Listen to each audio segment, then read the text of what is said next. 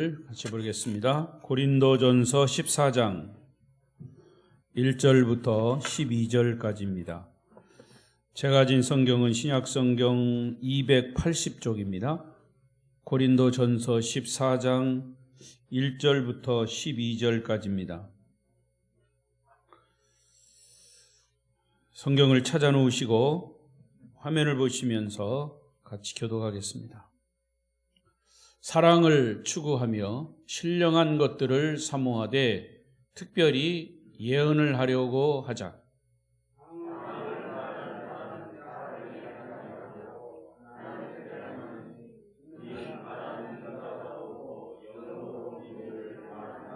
그러나 예언하는 자는 사람에게 말하여 덕을 세우며 권면하며 위로하는 것이요.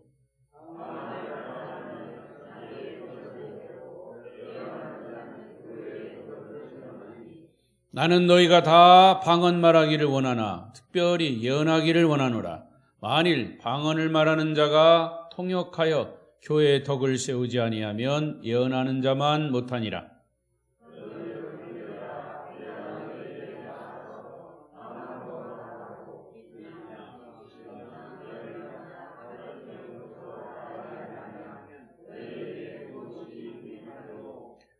혹 피리나 검은고와 같이 생명 없는 것이 소리낼 때에 그 음의 분별 나타내지 아니하면 피리 부는 것인지 검은고 타는 것인지 어찌 알게 되리요?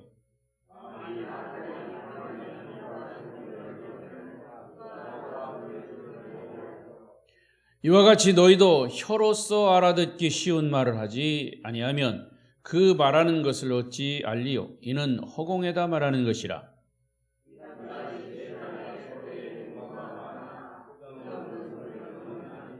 그러므로 내가 그 소리의 뜻을 알지 못하면 내가 말하는 자에게 왜곡이 되고 말하는 자도 내게 왜곡이 되리니, 그러므로 너희도 영적인 것을 사모하는 자인즉 교회의 덕을 세우기 위하여 그것이 풍성하기를 구하라. 아멘.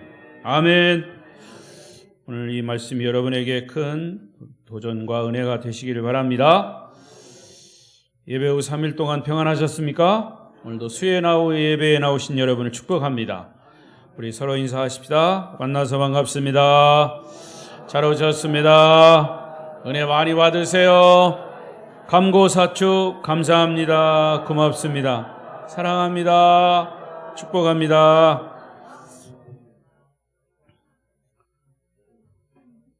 오늘도 비대면 영상으로 예배하시는 분들 계시면 그 중에도 주님의 은혜가 함께 하시기를 바랍니다.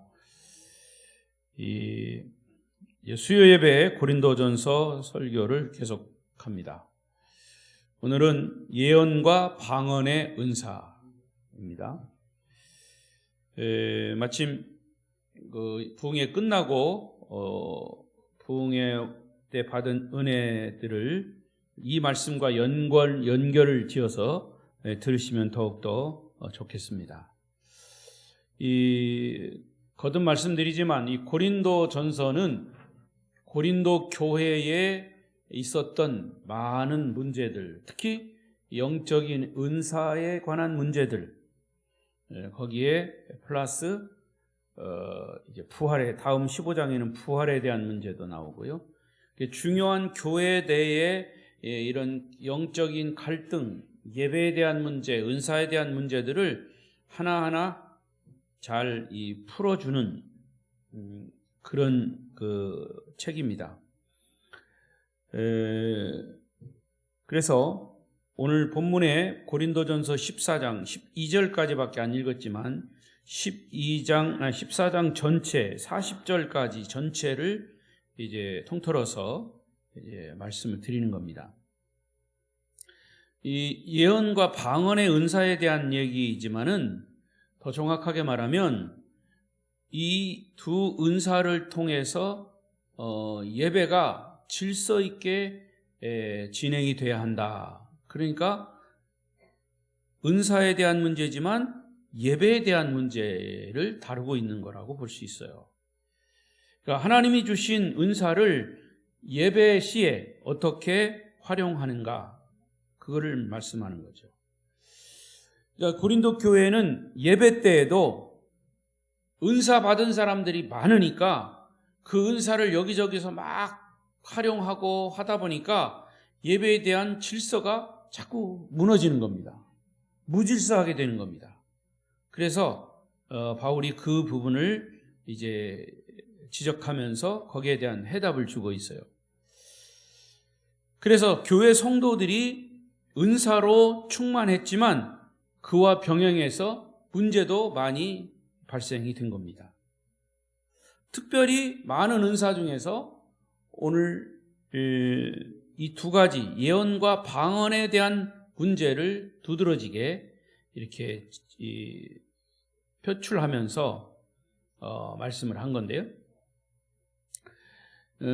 이 두 방언과 예언과 방언의 두 은사의 문자점에 대한 해결책, 이것이 14장입니다.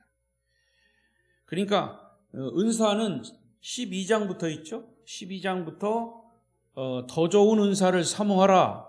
더 좋은 은사가 뭐라고 그랬어요?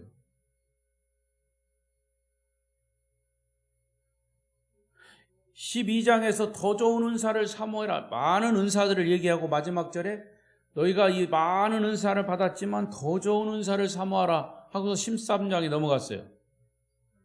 사랑의 은사죠. 그래서 모든 은사가 많지만 그 모든 은사는 사랑이 거기에 같이 도구가 되어야 한다. 한약에 감초가 들어가듯이 사랑의 은사. 그리고서 이제 다시 14장으로 와서 예언과 방언의 문제를 다루고 있는 거예요. 그러니까 12장부터 13장, 14장은 하나의 묶음으로 보아야 합니다. 이 세 장 전체는 은사의 문제를 다루고 있어요. 12장에서 은사의 목록이 쭉 나왔고요. 그 다양한 은사들 중에 방언과 예언, 이것을 14장에서 집중적으로 다루고 있습니다. 그런데 이 방언의 은사와 예언의 은사는 겉으로 잘 드러나는 거예요. 겉으로 드러납니다. 보여져요. 그렇기 때문에 사실은 다른 은사들은 그 내면에 가지고 있는 믿음의 은사, 이거는 물론 이제 겉으로 표현되긴 하지만 그냥 가만히 있으면 잘 몰라요. 그러나 방언은 뭐 랄랄랄랄라 따다다다다 이렇게 겉으로 드러나잖아요. 그리고 예언도 그 말씀에 대한 이 입을 통해서 선포되는 거기 때문에 드러나는 겁니다. 그러니까 방언과 예언, 이 두 은사는 누구든지 겉으로 봐도 알 수 있는 나타나는 은사이기 때문에 이 은사들이 예배 드리는 데 있어서 문제가 되었습니다. 그래서 바울은 이 두 은사에 대한 것을 바르게 가르쳐야 되겠다고 제시한 해결책이 고린도전서 14장 전체입니다. 바울이 강조하는 것은 방언의 은사와 예언의 은사를 절대로 잘못되거나 부인한 것은 아니에요. 그러나 공동체 예배 드릴 때 그 방언, 예언의 은사가 교회의 덕을 세우기 위해서 그 은사가 사용돼야 한다는 것을 얘기하죠. 따라서 14장에서 바울은 은사가 예배에 활용되는 세 가지 원리를 제시하고 있어요. 자, 첫 번째 1절입니다. 1절 시작. 사랑을 추구하며 신령한 것들을 사모하되 특별히 예언을 하려고 하라. 하자가 아니라 하랍니다. 하라.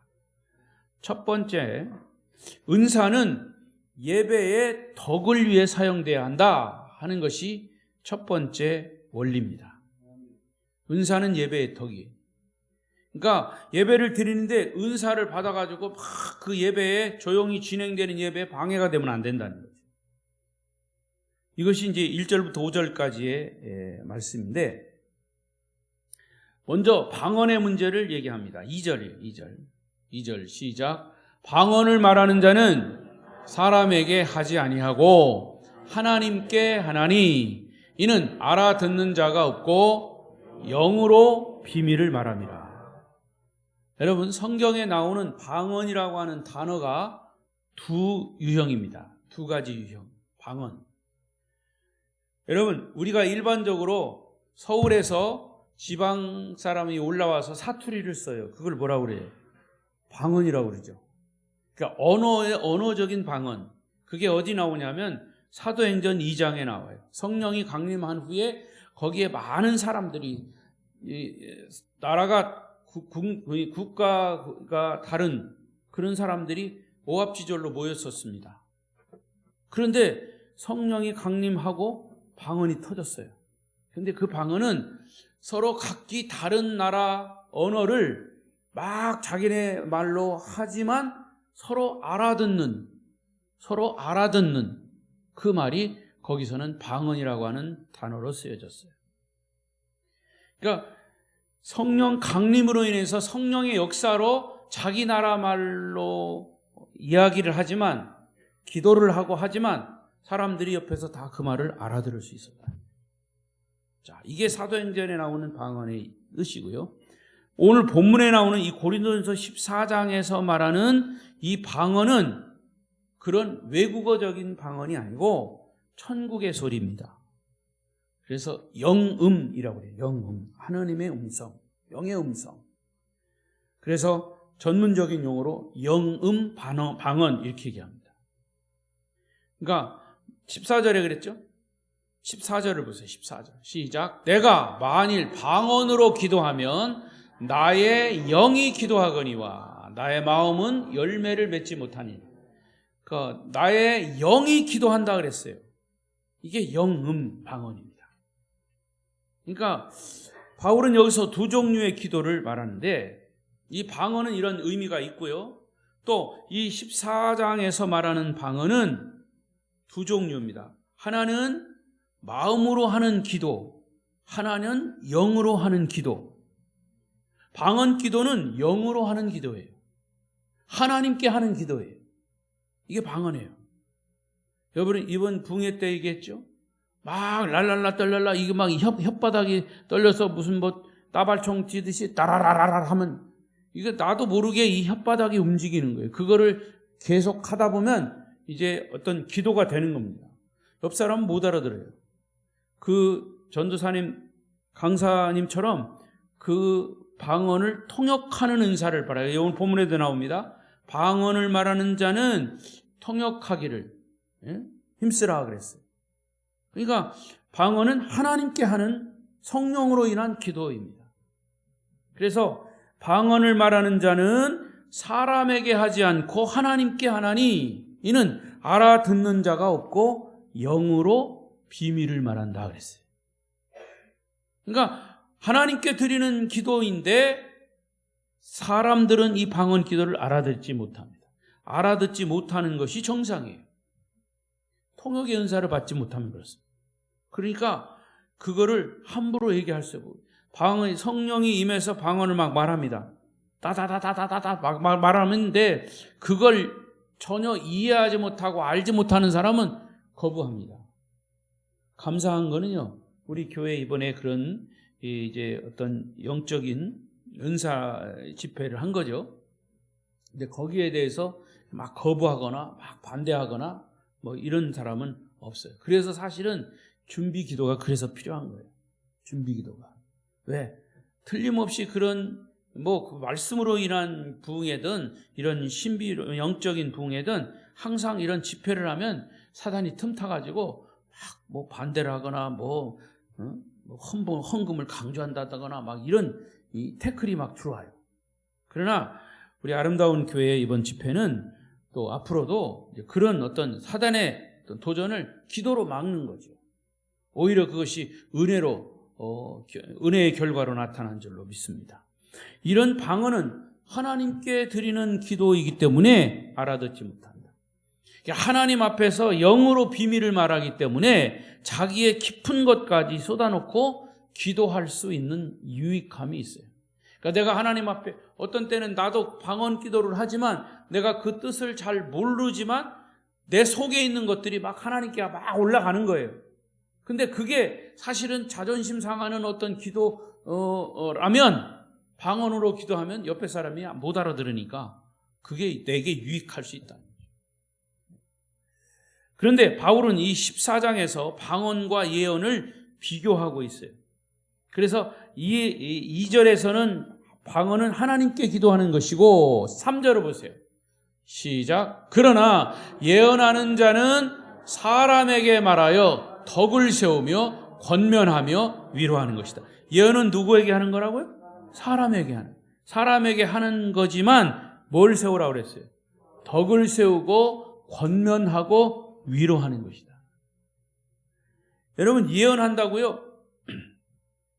막 기도하고서 내가 기도해 보니까 내일 큰일 당할 것 같아. 예? 무슨 점쟁이 점치듯이 너는 어디 가면 안 돼. 뭐 이런 식으로. 여러분, 예언은요, 하나님이 성령을 통해서 그에게 주신 은사예요. 그러면 틀림없이 그 예언 속에 말씀에 근거한 것이 들어갑니다. 말씀에 근거. 이번 우리 전도사님이, 강사 전도사님이 그런 예언적인 얘기할 때, 미래를 얘기할 때 말씀에 근거한 것들이에요. 다 보면. 새벽기도 40일 꼭 하세요. 100일 하고 일찍. 그걸 왜 그렇게 기도하라고 하셨을까? 전도사님에게 개인적으로 이렇게 들으면 사실은 그런 것을 할 때 그 사람에게 좋지 않은 이야기도 나갈 수 있다는 거예요. 그러나 그게 자칫 시험거리가 되기 때문에 항상 그 말씀에 비추어서 말씀하신다는 거죠. 그게 예언입니다. 그러니까 방언은 하나님께 하는 것이고 예언은 사람에게 하는 것이되 덕을 세우고 권면하고 위로하는 것. 그렇다고 방언이나 예언이 무익한 것이 아니라고 그랬어요. 또 성경은 방언을 부인하거나 방언이 무익하다고 말하지 않았어요. 다시 한번 4절을 보겠습니다. 시작. 방언을 말하는 자는 자기의 덕을 세우고 예언하는 자는 교회의 덕을 세웁니다. 자, 여기 방언의 은사, 예언의 은사의 가장 중심에 들어가야 할 것이 뭡니까? 어떤 단어입니까? 덕이라고 하는 단어예요. 교회의 덕, 개인의 덕. 과거에 한국교회가 은사의 집회, 과거에는 은사 집회도 많았지만 그 은사를 받아가지고 은사 받은 사람들이 교회에 돌아가서 교회의 덕을 세우기는커녕 교회 분열시키고 교만해가지고 자기가 막 교주되고 이런 사람들 많아요. 그래서 교회가 막 갈라지고 문제가 생기는 것들이 많았습니다. 그래서 그런 것 때문에 교회가 시험을 받고 막 타격을 입어서 아예 그런 영적인 것은 말도 꺼내지 말라고 하는 겁니다.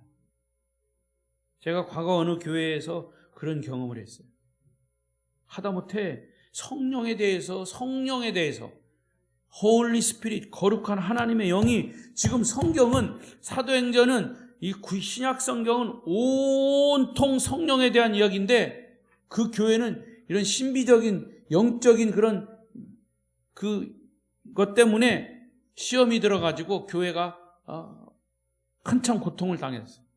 그래가지고 이 목사님들마다 성령에 대한 이야기만 하면 그냥 신자들이 경기를 하는 겁니다. 그 경기도 성령의 경기라면 괜찮겠어. 이건 인간적으로 막 마귀의 소리를 하는 겁니다. 목사님, 성령에 대해서 말하지 마십시오. 이렇게 노골적으로 얘기하는 거예요. 그래서 저는 그랬어요. 나는 여러분들이 말하라 말하지 말라 거기에 앞서서 목사는 성경에 있는 이야기를 하는 사람이 목사다. 난 성경에 있는 얘기만 하겠다. 그랬죠. 그랬더니 이제 그렇게 했다고 자기들 말 안 듣는다고 좋아하지 않더라고. 여러분, 교회에서 목사가 설교를 하는 데 있어서 성도들이 듣기 좋은 말을 하라는 것은 아니에요. 그래서 성경은 뭐라고 했어요? 성경은 교훈과 책망과 바르게 함과 의로 교육하기에 유익하니 이는 하나님의 사람으로 온전케 하려 함이니라. 아멘. 그 더함도 없고 뺨도 없는 거예요. 따라서 이 모든 은사, 교회 은사는 예언이건 방언이건 다른 모든 은사든 교회의 개인의 덕이 우선이 돼야 한다. 이 덕을 다른 말로 말하면 고린도전서 13장에서 말하는 사랑이라는 거죠. 5절 말씀해 봅시다. 자, 5절. 그래서 뭐라고 얘기합니까? 시작. 나는 너희가 다 방언 말하기를 원하나 특별히 예언하기를 원하노라. 만일 방언을 말하는 자가 통역하여 교회의 덕을 세우지 아니하면 예언하는 자만 못하니. 그러니까 방언과 예언의 은사는 예배의 공동체, 예배 공동체인 교회의 덕을 위해서 사용돼야 한다라고 하는 것이 바울의 올바른 가르침입니다. 우리는 그 가르침이 성경의 가르침이기 때문에 따르는 것이죠. 이번 부흥회 때 보셨죠? 방언의 은사를 받으신 분들은 개인적으로 하나님께 기도하면서 열심히 사용하십시오. 은사 주신 것을 활용하지 않으면 자꾸 소멸돼요. 그리고 혹시 예언의 은사, 통역의 은사를 받으신 분들도 역시 교회의 덕이 되도록 사용하시기를 바랍니다. 제가 지난번은 고린도 12장 얘기할 때 그런 얘기를 했어요. 어떤 교회에서는 막 이런 은사 집회할 때 어떤 권사님이 신유의 은사를 받았어요. 그 권사님이 뭐 손을 얹지 않아도 그 사람을 이름을 불러가면서 막 질병을 위해서, 그 치유를 위해서 기도하면 병이 막 낫는 거예요. 그러니까 막 엄청나잖아요. 목사도 없는 신유의 은사를 받아서 권사님이. 그래가지고 이제 조금 시간이 지나고 이야기를 들어보니까 그 권사님이 막 신자들, 아픈 사람들 다니면서 막 기도를 해주고 병이 나았고 막 이런 소리가 들려요. 계속 들려요. 그래서 이 목사님이 기도하면서 하나님 주신 지혜를 얻었어요. 야, 이렇게 계속 가다가는 틀림없이 문제가 생길 거다. 그래서 그 권사님을 개인적으로 불렀어요. 권사님, 이렇게 누구누구 기도하셔서 병도 낫고 그러셨다면서요. 하나님 지난번에 내게 은사 주셔서 막 너무 감사하고, 그래서 누가 이렇게 기도해달라고 나는 그냥 기도만 하면 병이 낫고 막 그래요. 그러면 그 받은 은사를 교회의 덕이 돼야 되니까. 사실은 만약에 그 권사님이 혼자 막 다니면서 이렇게 하면 교회 질서가 무너지니까 권사님이 갈 때, 병자하고 갈 때 꼭 저하고 같이 갑시다. 누가 나 몰래 담임 목사한테 얘기 안 하고 권사님에게 전화해가지고 기도해달라고 하면 나한테 얘기해서 나하고 같이 갑시다. 그렇게 이야기하니까 권사님이 거기에 순종해서 이렇게 목사님이 좀 바빠지긴 했죠. 병자들이 많으니까 큰 교회에 썼으니까. 그런데 그렇게 권사님하고 같이 가서 목사가 손을 얹어 기도합니다. 권사님도 같이 손을 얹고 기도하고, 권사님 손 안 얹어도 되고, 계속 기도하면 병이 낫는 거예요. 할렐루야. 그래가지고 교회가 문제가 없어졌다. 그 이후에는 나도 잘 모르겠어. 어떻게 될까. 여러분, 바로 이게 지혜입니다. 교회의 덕이 돼야 돼요. 그게 혼자 막 이렇게 하면, 과거에 현신의 권사님이 그랬죠. 그분도 교회에 충성스러운 권사님이었어요. 근데 그런 신유의 은사 받아가지고 따로 나가가지고 기도원에서 그거 하다가 나중에는 아주 비참하게 망했어요. 왜? 현신의 권사님이 그렇게 잘 나갈 때는 은혜롭게 했는데 그렇게 되니까 교만이 빠져가지고 기도해주고 돈 받고 나중에 비참하게 죽었습니다. 그러니까 항상 영적인 그런 은사 속에는 거기에 사랑과 덕이 앞서지 않으면, 또 영적인 질서가 서지 않으면 항상 무너지게 되어 있어요. 사탄은 그걸 노리고 있어요. 자, 두 번째로 은사는 예배에서 이해될 수 있게 전달이 돼야 한다. 모든 은사는 예배 드릴 때 성도들에게 이해될 수 있는 방법으로 전달이 돼야 돼요. 이번 부흥회를 통해서 여러분들이 경험했을 겁니다. 예배는 일반적으로 영적인 축제입니다. 여러분, 예배가 거룩 때로는 거룩해야 됩니다. 그러나 또 막 예배가 막 어떻게 그냥 흥분 속에서만 또 드려도 안 돼요. 거룩이 포함된 질서 있는 예배, 영적인 축제예요. 그러니까 이것은 서로가 서로에게 질서 있게 또 축복하고 격려해야 된다. 저는 우리 전도사님의 그런 설교라든가 이런 거 많이 들었어요. 과거에 들었고 또 집회에 있던 그 스타일도 알고 있는데, 그럼에도 불구하고 제가 가지고 있던 선입견을 내려놓고 20일 새벽기도 하면서 저는 기도했어요. 하나님, 제가 가지고 있는 전도사님의 그 말씀이라든가 사역의 스타일을 다 내려놓고, 내가 알고 있는 것을 내려놓고 전도사님이 기도하시면서 우리 아름다운 교회를 위해서 필요한 말씀, 필요한 사역을 할 수 있도록 해주세요. 저는 그것만 기도했던 거죠. 근데 제가 이제 여기 앉아서 말씀을 들을 때도 제가 과거에 듣지 못한 말씀들도 많이 있었고, 또 그 전도사님이 근사에 대한 이야기, 방언에 대한 이야기를 성경의 근거에서 조목조목 설명하면서 그것을 그 사역에, 그 영적인 그런 사역에 적용시키는 것을 보고, 굉장히 균형을 이루고 있다라고 하는 것을 제가 철저히 느꼈습니다. 그래서 은사는 예배에서 이해될 수 있도록 전달될 필요가 있는 거죠. 6절을 보겠습니다. 6절 시작. 그런즉 형제들아, 내가 너희에게 나아가서 방언으로 말하고 계시나 지식이나 예언이나 가르치는 것으로 말하지 아니하면 너희에게 무엇이 유익하려? 바울도 본인이 방언을 했어요. 따라서 방언만 하고 어떤 계시나 예언이나 지식을 가르치지 않으면 유익이 없는 거죠. 강사님도 그렇게 얘기했어요. 말씀을 통해서 이렇게 가르치면서 그게 사역에 적용했어요. 저 역시도 이 고린도전서의 은사에 대한 많은 이야기가 나왔습니다. 여러분이 다 기억하실지 모르지만 그 부분들이 제가 고민하고 또 공부하고 기도하고 제가 깨달은 말씀들을 여러분들에게 조목조목 다 말씀으로 가르치는 거예요.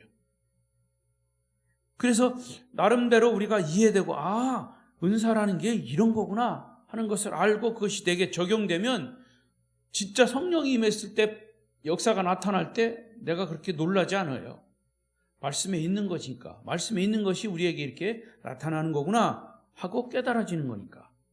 근데 이런 말씀에 토대가 없고 기초가 없이 막 이런 것들이 막 이렇게 보여지면, 그래서 이 말씀을 잘 이해하지 못하고 알지 못하는 사람들이 그런 그 장면만 보면, 야, 여기 뭐 이상한 교회다, 이상한 나라 아니야, 막 이렇게 오해를 할 수가 있어요.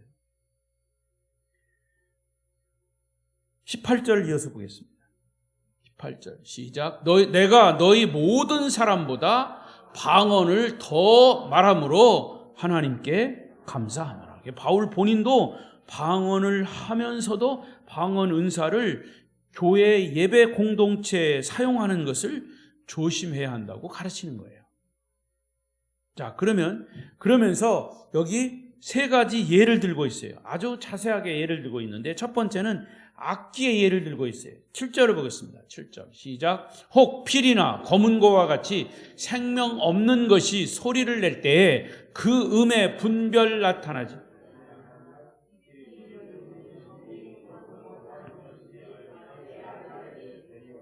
예, 거기 분별이라고 하는 표현이 뭐래요? 7절이죠? 이 분별을, 음의 분별이에요. 여기 그 음의 분별, 맞습니다. 악기의 소리가 음이 분별되지 않고 분명한 소리를 자기 소리를 내지 않으면 안 된다. 그게 무슨 악기인지 모르지 않냐, 그 뜻이에요. 피아노는 피아노 소리, 검은고는 검은고 소리, 각자의 소리를 가지고 그 음을 분별하는 거죠. 근데 그 피아노 소리가 이상한 피아노 소리 아닌 다른 소리를 내면 그게 듣는 사람들에게 오히려 이상하게 된다는 거죠. 그 방언이나 예언도 마찬가지라는 거죠. 그 의미를 알고 그 뜻을 알 때, 물론 방언은 하나님께 하는 거기 때문에 모르지만 방언 자체가 하나님께 드리는 것이니까 우리는 알지 못해. 이것을 우리가 이해하고 들으면, 저거는 방언이구나, 저거는 예언이구나 하고 알 수 있다는 거죠. 그 얘기하는 겁니다. 나팔의 얘기를 했어요. 8절. 만일 나팔이 분명하지 못한 소리를 내면 누가 전투를 준비하리라. 나팔은요, 유대인들의 나팔은 여러 가지 나팔이에요. 전쟁에 나갈 때 나팔 부는 나팔 소리, 사람들을 소집할 때 부는 나팔 소리, 이게 다 달라요. 또 악기를 연주할 때 하는 나팔 소리. 그러니까 전쟁을 예고하는 나팔 소리가 자기 소리를 내지 않을 때는 오히려 자기 아군에게 큰 피해를 볼 수 있어요. 그러니까 그런 나팔은 아무런 유익을 주지 못한 것과 같이 이 은사도 바르게 사용돼야 되고 교회의 덕이 돼야 한다는 것을 얘기하는 거죠. 9절을 또 이어서 보겠습니다. 이와 같이 너희도 혀로서 알아듣기 쉬운 말을 하지 아니하면 그 말하는 것을 어찌 알리요? 이는 허공에다 말하는 것이다. 여러분, 이거 일상적인 대화에서 나나 상대방이 분명한 말로 표현하지 못하면 우리가 의사소통을 할 수가 없어요. 제가 목회하면서 참 안타까운 점은 제 선배 중에 또 동료 혹은 후배들 중에 대화를 하다 보면 지금 저 사람이 무슨 얘기를 하는 건지 잘 이해가 되지 않는 경우가 있어요. 말소리도 그렇고 단어 쓰는 것도 그렇고 또 목소리도 그렇고 정말 소통이 잘 안 되는 경우가 있어요. 그러면서 저는 속으로 그래, 저렇게 말하는데 성도들이 어떻게 저 목사의 설교를 들을까? 근데 그런 경우가 있어요. 그렇다고 뭐 제가 이렇다 저렇다 말은 할 수 없죠. 마찬가지로 악기든 나팔이든 일상적인 대화든 간에 이 세 가지 공통점은 정확한 표현 전달이 중요하다는 것을 말하는 거죠. 하나님의 말씀이 정확하게 전달될 때 그 의미를 느끼고 은혜가 되고 마음과 마음이 소통함으로 서로에게 유익이 되는 거죠. 하나님이 주신 은사가 예배 현장에서 사용될 때 반드시 이해될 수 있는 방법으로 전달돼야 한다고 바울은 여기서 제시하고 있어요. 그러므로 때로는 방언의 은사는 자기 자신의 믿음에도 도움이 되지만 믿지 않는 불신자에게도 유익이 될 때가 있다 그랬어요. 22절을 보세요. 22절 있습니까? 네, 시작. 그러므로 방언은 믿는 자들을 위하지 아니하고 믿지 아니하는 자들을 위하는 표적이나 예언은 믿지 아니하는 자들을 위하지 않고 믿는 자들을 위함이라. 자, 정확하게 구분해 줬어요. 여러분, 어떤 조그만한 이해를 가지고 불신자들이 우리가 방언을 기도할 때 방언을 막 하면 좀 신기한 일이네. 그래서 불신자에게 그 방언이 예수 믿을 수 있는, 교회에 나올 수 있는 하나의 도구가 될 수 있다는 거예요. 그러나 예언은 절대로 믿는 자, 그 부분에 대해서 믿는 자들에게만 해당이 된다라고 하는 것을 22절에서 말씀하는 거예요. 그런데 반대의 반응도 있어요. 23절. 그러므로 온 교회가 함께 모여 다 방언으로 말하면 알지 못하는 자들이나 믿지 않은 자들이 들어와서 너희를 미쳤다 하지 아니하겠느냐. 두 가지다. 앞부분과 뒷부분 두 가지다 나타나는 가능성이라고 할 수 있어요. 따라서 은사를 받은 성도들은 때와 장소와 주변의 상대방 상황을 보면서 적절하게 은사를 활용하는 지혜가 필요합니다. 저는 우리 성도 여러분에게 권면합니다. 기독교의 진리는 항상 균형을 이루어야 돼요. 좌론하거나 치우치지 않아야 돼요. 머리와 가슴이 잘 조화를 이루어야 돼요. 이게 건강한 신앙인입니다. 특히 예언의 은사에 대해서 더 얘기를 하면 예언의 은사라고 하면 미래의 일을 말하는 것이라고 생각하지만은 구약 성경의 예언자들은 미래의 얘기만 하지 않았어요. 오히려 현재 얘기를 더 많이 했어요. 그 당시에 아주 사회의 잘못된 죄악들, 불의한 것들을 고발하고 규탄하는 예언을 했습니다. 그러니까 우리가 가지고 있는 그 예언이라고 하는 단어의 선입견은 앞을 얘기하는 거예요. 앞날을 얘기하는 것인데 사실은 예언이라고 하는 단어를 좀 더 분석하면 하나님의 말씀이라고 하는 그 말씀이라고 하는 것이 더 강하게 보입니다. 그러니까 예언은 하나님의 말씀의 선포예요. 그러니까 구약 성경에서 그 선지자들이 막 예언을 얘기한 거는 그 당시에 잘못된 죄다를 막 신랄하게 날카롭게 지적하는 것이 예언이었죠. 예언적 선포. 따라서 이 목사님들이 강단에서 설교하는 것도 일종의 예언적 선포예요. 왜? 하나님의 말씀을 사랑의 말씀으로 받아들이기도 하지만 하나님의 말씀은 사랑의 말씀, 위로의 말씀만 있는 게 아니에요. 죄를 지적하고 날카롭게. 그래서 교훈도 하지만 뭐도 한다? 책망도 하는 거예요. 그 책망하는 거를 목사님이 나를 쳐? 말씀으로 나를 강단에서 쳐? 이렇게 받아들이면 이제 시험 들기 시작하는 거예요. 그래서 어떤 목사님은 신자들이 친다라는 얘기를 듣고 나는 성경의 이야기대로 예수님이 내 양을 치라 그래서 친다고 그랬대요. 그런 때는 좀 웃어야 되는데. 자, 여러분. 그러니까 현재적 선포가 예언이고 또 미래적 측면이 분명히 있는 거죠. 자, 여러분. 예수님이 재림하십니다. 재림을 준비하십시오. 이건 성경의 미래에 약속된 메시지예요. 그러면 이 예수님의 재림에 대한 메시지를 선포할 때 그 선포하는 목사님의 메시지는 미래의 예언이죠. 그렇죠? 그러니까 이미 주신 성경의 말씀을 붙들고 사는 것과 동시에 하나님이 허락하신 예언이 발생하는 상황이 균형을 이루어야 된다 이거죠. 예언이 발생하는 상황을 성경의 눈으로 보면 대부분이 다 위기의 상황입니다.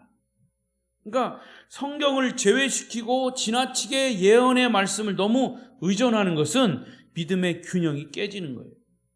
그러니까 거기만 의존. 그래서 예언의 은사를 받은 부흥 강사만 쫓아다니는 사람들이 있어요. 그래서 항상 내가 다음에 이런 걸 해야 되는데 이거 어떻게 해야 됩니까? 항상 그 사람만 쫓아다니는 거예요. 이게 잘못된 거라는 거죠. 항상 말씀과 그런 은사가 균형을 이루어야 된다. 마지막 세 번째, 그래서 은사는 결국 다시 원점으로 돌아가는 거예요. 예배에서 질서 있게 사용돼야 한다. 그것이 이제 26절부터 42절 끝절까지 쭉 이어져 갑니다. 40절까지. 그러니까 고린도 교회 안에는 이 은사 때문에 예배의 무질서 현상이 일어난 거예요. 어떤 사람이 통역 없이 방언의 은사가 터졌어요. 여기저기서 막 방언이 터지니까 갑자기 예배 진행에 혼란이 생긴 거예요. 그리고 예언도 마찬가지. 30절을 보세요. 시작. 만일 곁에 앉아있는 다른 이에게 계시가 있으면 먼저 하던 자는 잠잠할지. 이 말은 한 사람이 예언을 막 하고 있는데 옆에 있는 사람도 같이 막 예언을 한다고 막 방언으로 떠든다고 그러면 이게 뭐 혼동이 온다고 말이에요. 예배의 질서가 무너진다. 그래서 누구의 말을 들어야 할지 혼란이 생기는 것 바로잡기 위해서 교회의 예배의 무질서는 예언이나 방언의 은사를 받은 사람. 근데 재밌는 거는요, 고린도 교회는 남자들보다 여자들이 더 많았어요. 그러니까 특히 이 방언의 은사를 받은 사람들이 누구냐? 주로 여자들이에요. 이게 남자들이 방언 은사를 받는 것보다 여자들이 더 많이 받았기 때문에 그것은 여자들이 기도를 더 많이 하기 때문이다라고 하는 이제 신학자들의 이야기도 있습니다. 아무튼 방언이 은사로 활용할 때 지나치게 남용하기보다 오히려 은사 받은 여자들 때문에 교회 안에 문제가 생긴 거예요. 그래서 바울은 여성들에게 뭐라고 얘기합니까? 34절 5절. 큰 소리로 시작.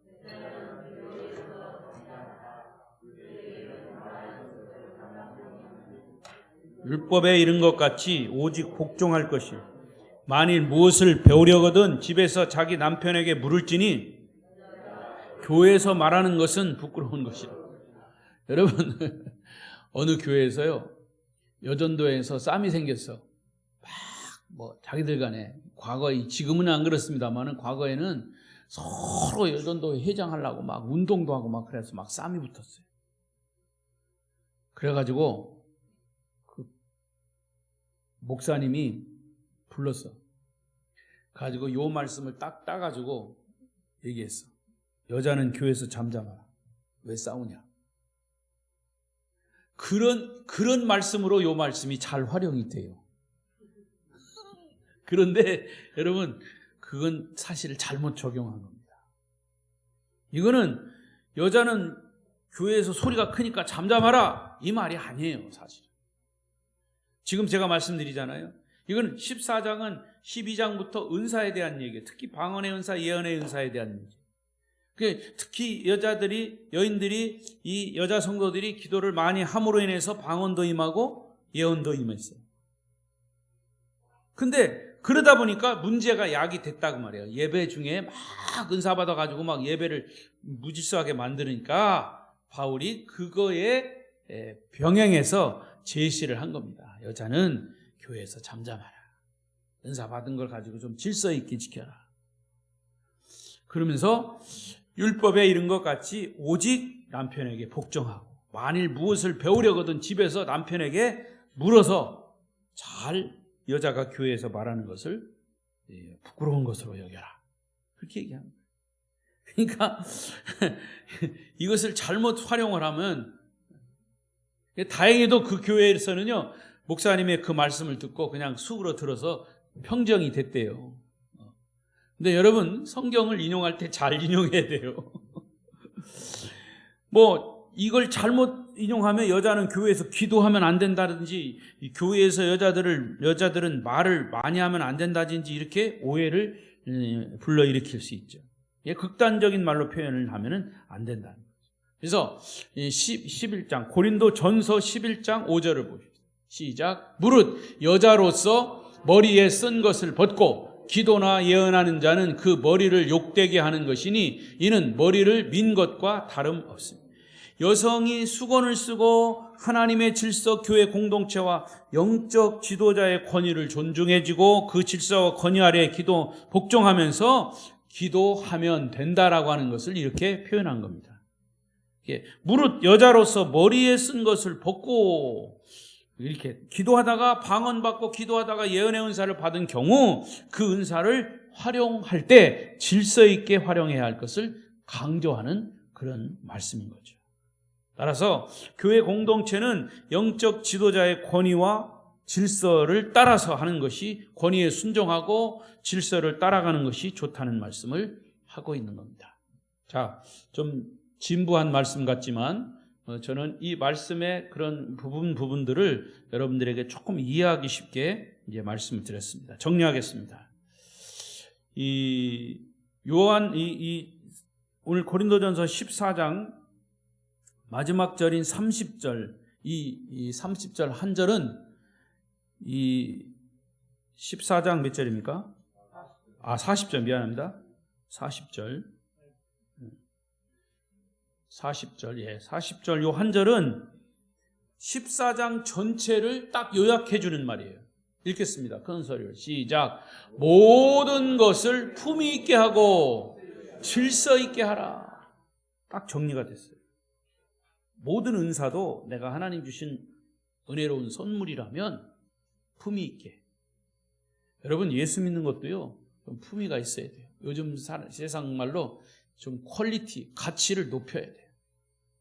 예수 믿는 거는요, 예수 믿고 내가 예수님을 마음속에 영접하고 그리스도인으로 살아가는 거는, 이건 굉장히 우리의 예수님의 대우를 받는 거예요. 아멘? 근데 예수 믿는 사람답지 못하게 품위 없게 굴면 예수님까지 욕을 먹는 거죠. 은사도 품위 있게, 그리고 질서 있게. 하나님이 우리 그리스도인들에게 주신 이 은사는 품위 있고 질서 있게 사용하는 것이 당연합니다. 그래서 교회, 특히 교회 공동체의 덕이 되도록.